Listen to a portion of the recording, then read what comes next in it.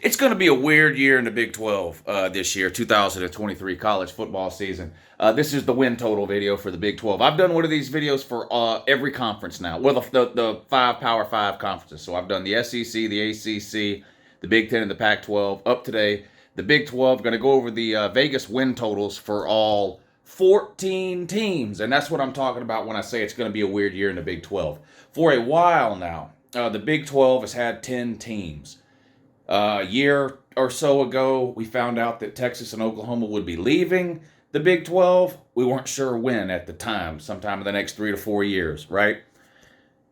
During that time period, the Big 12 then announced they were going to add 4 teams. Cincinnati, Houston, BYU, Central Florida, right? Well, now we have found out that Texas and Oklahoma are leaving the Big 12 after this season. So this will be Texas and Oklahoma's last year in the Big 12. That's interesting enough, right? Well, those 4 new teams also joined the Big 12 this season, which makes the Big 12 interesting from that perspective. So you've got the Big 12, which has been at 10 teams forever, announced they're going to 8 teams because they're losing Texas and Oklahoma. Then announced they're going to go back to 12 by adding 4 more. But because Texas and Oklahoma are still there, they actually have 14. So I know that's confusing, but the Big 12 has 14 teams this year. The 10 they've had for a while, plus the 4 new ones. Texas and Oklahoma leaving after this year. So it's going to be an interesting year in the Big 12. We saw some of this last year, but Texas and Oklahoma are going to get treated rudely on the road, to say the least, right? They're going to a lot of boos, a lot of the SEC type chant type of deals that we saw last year. Every time Texas and Oklahoma played a road game in the Big 12, that'll probably be even worse this year. And then how are the 4 new teams going to fare in the Big 12? Because you got to remember, not only is these 4 teams moving to the Big 12. It's these 4 teams' first time in a Power 5 conference. Now, BYU has been considered kind of a fringe Power 5 program for a while. There are certain conferences that have considered BYU to be a Power 5 team for scheduling purposes, but BYU has not been in a Power 5 conference up until this point. And of course, neither is Houston, Central Florida, or Cincinnati. So for those 4 teams, this is going to be their first year playing a full Power 5 conference schedule.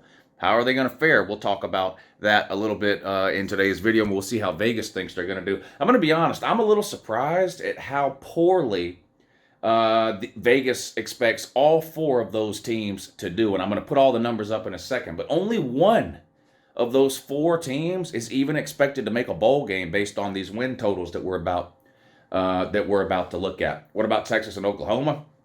Oklahoma massively underperformed last year in Brent Venables' first year. How are they expected to do now in year 2 under that new coaching staff? And Texas, in their last year in the Big 12, will they finally live up to the hype? It does seem like Texas gets a lot of attention every offseason, and I think it's been for good reason. They have had a talented roster, right?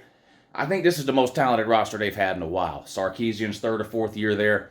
It does seem like it's time to poop or get off the pot if you're Texas. Now, the thing is, whether they poop or not, they are getting off the pot because this is their last year in the Big 12. Is Texas the team to beat in the Big 12 this year? Is it TCU again, who was the best team in the Big 12 over the course of last season? Is it Kansas State, who actually won the Big 12 last year? Is it Oklahoma, maybe kind of a return to normal in the Big 12 in Oklahoma's last season there? Or will it be a wild card team? Let's find out. I've got my copious notes here, and I've got some thoughts on several of these teams here. I've got them listed on the screen for you now in alphabetical order.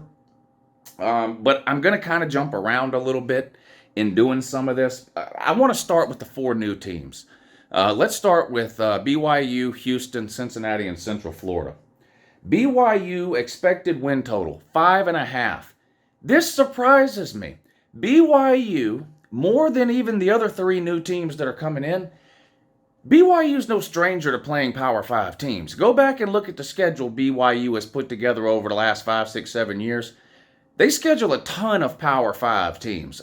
Half their schedule or more, a lot of years, is Power 5 programs. Now, it's not like they've been finishing in the top 5 or the top 10 or dominating or anything like that, but it's not like they're not used to sorry about that. Not like they're not used to playing Power 5 teams.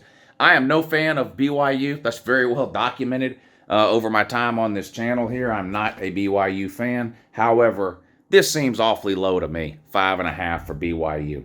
Let's move on to Cincinnati. Cincinnati, the only one of these new teams to actually make a playoff. In fact, they become only the third. They become only the third Big 12 team to make a playoff, right? Oklahoma made a bunch, lost in the first round every single time. TCU made a playoff for the first time last year, won their first round playoff game before losing in the national title game. No other Big 12 team has made a playoff, including Texas. But Cincinnati has. Cincinnati has made a playoff. Their win total for their first year in the Big 12, 5.5. I know they lost Luke Fickell, but geez, that seems low. That just seems low. Houston, 4.5. Now, they were disappointing last year, and to be honest with you, they may be the worst of the bunch in terms of these four new teams coming in, but their win total sitting at 4.5. And then you got Central Florida at 6.5. Again, a team that plays a lot of Power 5 competition. We all remember back in, 2017, they undefeated, claimed the national title, beat Auburn in the New Year's Six Bowl. They have a very experienced head coach in Gus Malzahn, formerly of Auburn, so he's no stranger to Power 5 competition. They've got the highest win total of the four new teams, sitting at 6.5, and that seems low to me. I like Central Florida over 6.5, and I like BYU over 5.5. Cincy, I would lean over 5.5, but I actually like BYU and Central Florida the most if you're looking to take some overs on some of these numbers here with the new teams. Now we'll sort of go in alphabetical order, I guess. Baylor at 7.5. Baylor, a really good season a couple of years ago, sort of took a step back last year. What does that mean for this year? Will they sort of get back to competing for the Big 12 title like they did a couple of years ago? Or are they sort of reverting back to the norm, which would be about a 7 or 8 win program? That's what Vegas seems to think. They've got them at 7.5. Already talked about BYU, Cincinnati, and Houston. Iowa State at 7.5. This is a tough one for me. I like Matt Campbell, but boy, they disappointed was it last year or the year before? They were in the top 10 in some preseason polls and honestly barely looked like a bowl game most weeks. Another thing to keep in mind before we get any further down this list here when it comes to the Big 12, the Big 12 has been playing a round-robin format forever. They had 10 teams, so they were able to do that. They played a 9-game conference schedule, so you played every team in the conference every single year. Clearly now, this season with 14 teams, that's not the case. So these all schedules are not created equally in the Big 12 now, right? It depends on which teams you draw and which teams you dodge from year to year. Some teams in the Big 12 are going to have more difficult schedules than others. Now, this is something other conferences have been dealing with forever, but it's new to the Big 12, so something to keep in mind. Are your more difficult games at home or on the road? Where's your bye week? All that kind of stuff becomes a lot more important when you don't play every team in the conference, right? Right. Iowa State at 7.5. I don't know about that one. Kansas at 6.5. I want to take the over on this because Kansas was such a fun story last year. Even got themselves ranked 4-0, 5-0, whatever they were. Fell off the face of the earth the last 6 weeks of the season. So which version of Kansas are we going to see? Are we going to see the Kansas we saw the first half of the season last year, or are we going to see the Kansas we saw the second half of the season last year? And can they stay healthy? And this is the thing, and I talk about this a lot with teams like Kansas. This is something Colorado is going to learn a lot about this year, or these pretend Colorado fans who are really just Deion fans. Anyway, I don't want to go down that road, but when you're a team like Kansas, like Colorado, like Northwestern, like Minnesota, whatever, depth becomes even more critical. Injuries become even more critical at a school like this. Kansas was a different team the second half of the season. Quarterback injuries, people start getting dinged up. And when you're a Kansas and you have to start putting second and third string players in, you just don't have the backups and the quality of depth that some of these bigger name programs have. That's just reality. That's not knocking Kansas. That's just the reality of the situation. And that's what we saw with Kansas last year. It is hard for me to feel confident going over 6.5 on Kansas. I would love to see it. It would be a great story. If Kansas win 8 or 9 games, I mean, look, nobody hates Kansas football. You want to talk about basketball? I mean, it's a different story with some of the rivalries they have, but I don't think there's anybody sitting around hoping Kansas goes 0-12, right? So, I mean, it wouldn't hurt my feelings, but I don't know if I'm confident enough to put any money on that over. K-State at 8.5. They actually won the Big 12 last year, right? Beat TCU in the Big 12 title game. They lose Deuce Vaughn. I don't think they can replace that. 8.5 though. Ooh, that seems awfully low. Can't they go 9-3? Even if you don't think they're going to be as good as last year, I mean, they can still win 9 games, can't they? I don't know. 8.5 seems like the right number to me for betting purposes. Man, I don't know. Kansas State 8.5, and then you got Oklahoma and Oklahoma State. Oklahoma State at 6.5. You know what? I don't even so much care about what Oklahoma State does in 2023 because I don't think it's going to be much of anything. Is this Gundy's last year there? He has been there a long time. He's one of the more interesting coaching figures in college football with some of the interviews and quotes that he has, some of the more famous press conference meltdowns that he's had, honestly. And I don't know, things have not been the same at Oklahoma State since the COVID year. Now, the reasons for that, I don't know. But last year, the wheels completely fell off at Oklahoma State. I have not seen an Oklahoma State team look as bad as I saw them look the second half of last season, maybe in my lifetime. I mean, they just looked completely inept. It looked like a team that had given up on its coach. Again, I understand the injuries, but you know, every team to some degree deals with injuries. Not every team falls off a cliff like Oklahoma State did. It was concerning to see. And unfortunately, it doesn't leave me with much confidence for Oklahoma State going forward. And then they lose their quarterback, Spencer Sanders. I mean, the guy's been there forever, and he's pretty good. Transfers out. He's gone. He's now at Ole Miss, right? Yeah. I don't know. I don't have much confidence in Oak State. Then you move to Oklahoma. 9.5. The win total's 9.5 for Oklahoma. That's high. That is high. I would take the under. And I do think Oklahoma is going to be much improved over last year. I really do. I think Brent Venables and that coaching staff is going to have Oklahoma in a much better position to compete in and win games in 2023 than they did in 2022. I just don't know that they can get to 10 wins. And I don't think that 9-3 would be a bad year for Oklahoma. But it seems, you know, again, I think 9.5 is probably the right number. I mean, when you just look at the talent, I mean, that's one of the reasons it was so hard to believe they were as bad as they were last year, because even though they had a new coaching staff and had some people transfer out, when you compared the Oklahoma talent level to the rest of the talent in the Big 12, with the exception of Texas, there was no one close. And they just they just were bad. There's no other way to describe it, really. I don't see them being that bad again. They had several close losses. They got to figure out a way to turn those into close wins, and I think they can do that in the majority of their games. But I just don't know if they can get to 10. Can they go 10-2? I don't see them beating Texas. I mean, we haven't talked about Texas yet, but I'm not picking Oklahoma to beat Texas this year. Not right now. Now, once the season starts, you know, when we start seeing them play, obviously you're free to change your mind at that point. But is there anybody outside of Oklahoma fans that think Oklahoma's beating Texas this year, like right now in May? I don't know. 9.5, I don't think I can go the over for Oklahoma. Going to make me bet that one right now. I'm going to have to take the under and maybe put them at 9-3.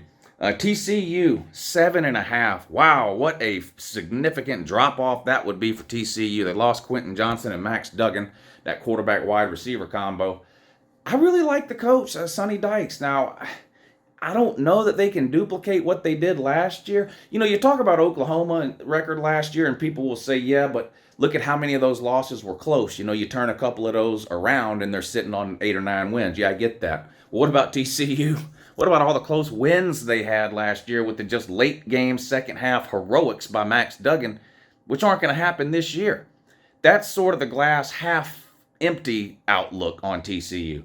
The glass half full outlook when it comes to the quarterback situation is that even though Max Duggan is gone, he was not the starter for TCU at the beginning of last year. That coaching staff went through an entire offseason and said Max Duggan is the backup. Now, then the starter got hurt in week 1, and the rest is history. Max Duggan went on to, runner-up in the Heisman. So the quarterback that they named the starter last year that got hurt, making the way for Max Duggan, he's back, and now he's the starter. So at least according to the coaching staff, which I like at TCU, they think he's a really good quarterback. So we'll see. But there is not a replacement for Quentin Johnston at the wide receiver position for TCU.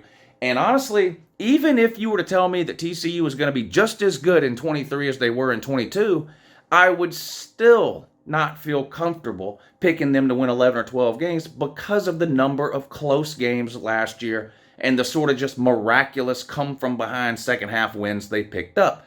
I just think that would be hard to duplicate. You throw into that the fact that they don't have Max Duggan and Quentin Johnston, and I can understand why TCU's win total is sitting at 7.5. With that being said, I'd probably still take the over. I think they can go 8-4, can't they? I don't know. Texas 9-5. There ain't no sense in me really beating around the bush. I'm starting my prediction videos in probably sometime this coming week. Today's Sunday that I'm recording this video. So, and happy Memorial Day weekend, everybody. But I'm starting my prediction videos sometime in the next week. So I hate to get out in front of that. Texas is winning the Big 12, at least according to Uncle Lou. I am buying. Now, people are going to say, "Oh, they do this every year with Texas." I don't. I picked Oklahoma to win the Big 12 the majority of years. Now, I did pick Texas a lot of years to win more games than they actually ended up winning. But so did everyone else. I mean, that's the whole point and laugh thing with Texas, right? They keep getting picked to win 9, 10 games, and they keep not doing it. So believe me, I get it.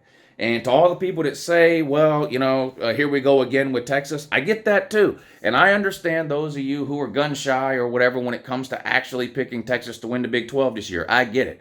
But let me ask you this. If you're not picking Texas, who are you picking?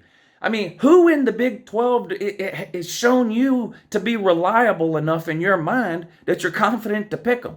So I'm just going with the team that I believe is by far the most talented in the Big 12, Texas. And when it comes to their potential competition, Oklahoma, they're 2 or 3 years ahead of where Oklahoma is now. I mean, Brent Venables is just going into his second year, right? He's still trying to get his people and pieces in there. Sarkisian's got his people and pieces. If it doesn't work, there's nobody left to blame anymore. You can't blame the old coaching staff. You can't blame the players that were there when you got there. This is Sarkisian's team this year. They have one of the best wide receiver rooms in the entire country.